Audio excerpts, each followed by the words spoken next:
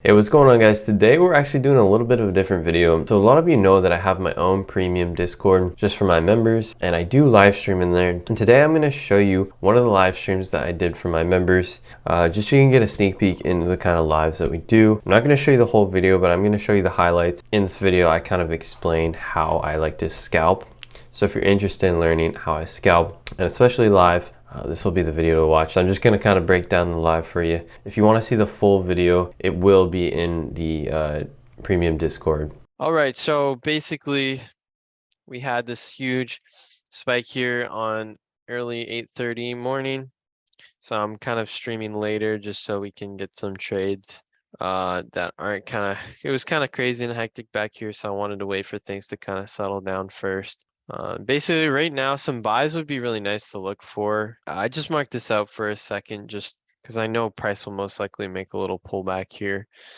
I'm not actually in this trade, but I am looking to grab a possible buy down here at this kind of line that I've marked out. Something like this would be kind of nice to grab. So I'm going to wait for price to hopefully pull back here. On the 1 minute here, we were in this kind of green bullish phase, and now we're starting to turn red here. So we should get a little bit of a pullback, hopefully enough to enter somewhere down here. So it'd be nice to go for a counter trend trade right now, but it's so risky because we're having a lot more bearish price action. We're topping this MACD here. We're actually breaking out of that and these past MACD candles. So we're definitely a lot more bullish right now. On the bearish side of things, we're actually having a decrease in momentum and volume here. So we're actually very bullish right now.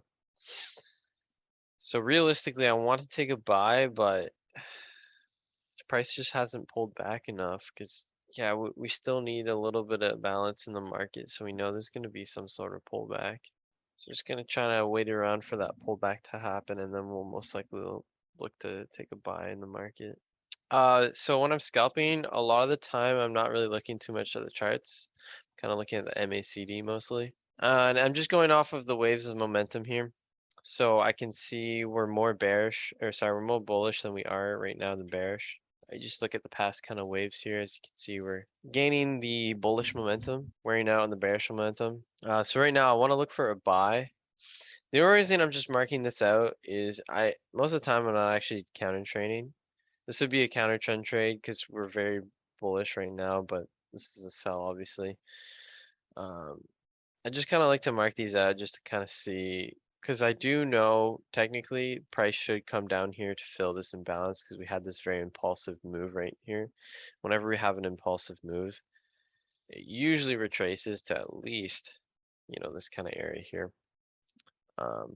But realistically, the trade that I'm looking for right now is we have this bullish kind of wave right now, so we're gonna kind of have a bearish wave sometime soon. Price should pull back, and then that means it will pull back on the chart. And then when it pulls back on the chart, I want to look to take a buy just because we are still very, very, very bullish right now. And yeah, that's pretty much what I'm looking for. And then the other things I look for is looking to enter specifically in certain areas of liquidity. So like here, for example, I like to look to at least enter where there should be some liquidity. That's another factor that plays in my mind when I'm trading. But yeah, other than that, just kind of waiting right now. But yeah, the only reason I was saying counter trend could be a possibility just because we do have this green wave, and now we're going to start turning bearish and seeing a little bit of momentum come back in from the bearish side. Because obviously we have bullish and then bearish, bullish, bearish, bullish, bearish, bullish, and then we're going to have another little bearish push. The only thing is every time we've had a bearish push so far, it hasn't been that very significant. If you're looking for a great broker to use, I highly recommend using Hanko Trade. They have really good spreads, really good leverage, and I personally use them when I trade. If you are interested in signing up with Hanko Trade, use my link down below. If you're looking for a good broker, I would use them. So that's why I wouldn't take this trade personally. I still like to mark it out though, just for my own kind of thought as I'm, looking at the charts. But yeah, so I'm just pretty much looking at the balance of the market and just seeing which way it's more biased towards. and then I just trade off of that really. So like for example here, you know, we are obviously in this nice little uptrend. And we were bearish from here to here, or sorry, we were bullish from here to here. We're going up. And then from here to here, we're kind of going up. So as we were going down here, we were losing momentum on the bearish side, picking up momentum here. So when you have a nice little pullback like this happen, this is where I'm looking to enter on stuff like that. So like here we had this nice little MACD pullback here, and then I look to kind of enter as price starts wearing out. So I usually wait for 1, 2, 3 candles, and then I'll enter on that third candle. No, I don't really pay attention to news too much. I avoid it if anything. I don't really trade news. Like I won't try to guess which way the market's gonna go. And yeah, the MACD does lag a little bit, which is fine though, because technically it's not like you're gonna see that it's bullish and then it's just gonna be bearish. You know, usually momentum, that's why I talk about momentum, because momentum doesn't just flip instantly. Momentum has to wear out first. It's like obviously if you're in a car and you take your foot off the gas, the car is still gonna roll forward. Same thing with the MACD. You know, we see the gas is going up. You know, when you take this, like take this for example.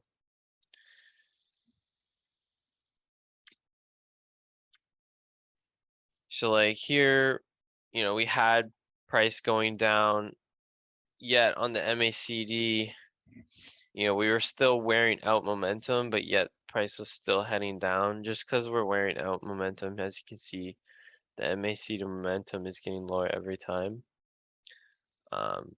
But price is still moving down.